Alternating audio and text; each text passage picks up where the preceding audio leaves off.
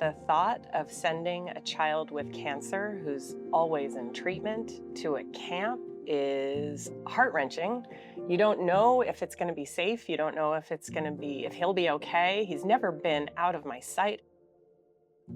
He was such a curious individual. Like, he wanted to learn about everything, learn the inner workings of he was so advanced in his, like, um, his interests were very much out of his age level.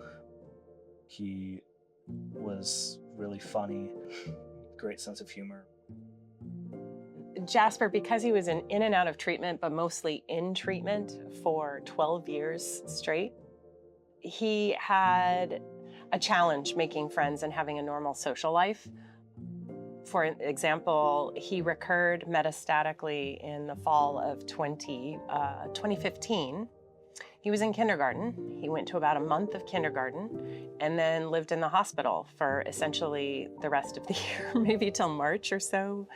And so he didn't really have the opportunity to make friends the way that a lot of kids make friends. So when the opportunity came up for him to go to camp, he was super excited to go to a camp that could accommodate his special circumstances, but also where he could make really good friends. That was really important to him, so of course we were going to let him go. You know, I could really say this.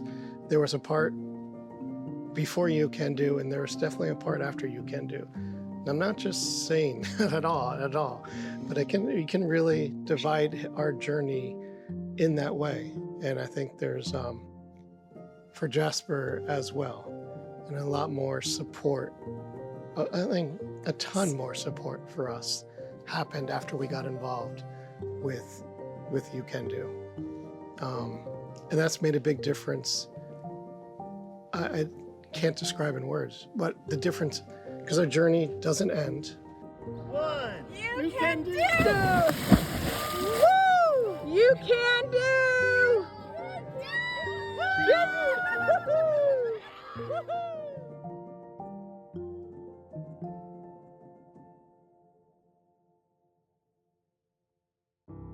Jasper died, and we knew he was going to die. And he made really meaningful friends. And so they are really important to us. Even kids he didn't have the opportunity to get to know. We kind of have a sense of what they're going to go through and what their families are going to go through. What Ukandu does so differently is to really extend to families, to support the families that are going through the cancer diagnosis in incredibly targeted and meaningful ways.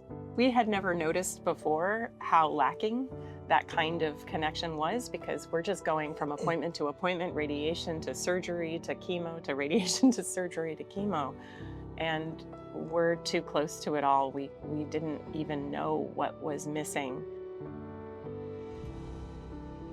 Jasper was interviewed once about the loft, and he said that it was going to be a little bit of camp. Available for anyone, all families, all kids who need that sense of community. So he was really looking forward to the loft. He would always remark, you know, after chemo it'd be great just to come here and relax until I'm ready to drive home. Jasper won't be able to use it, but I'll be sure to use it.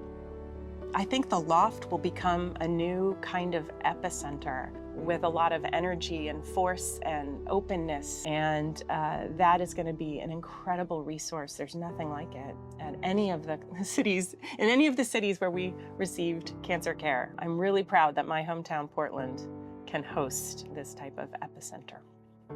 As Pat said, there's before Ukandu, and then there's after Ukandu, and after Ukandu, even living with cancer seemed more joyful and more doable.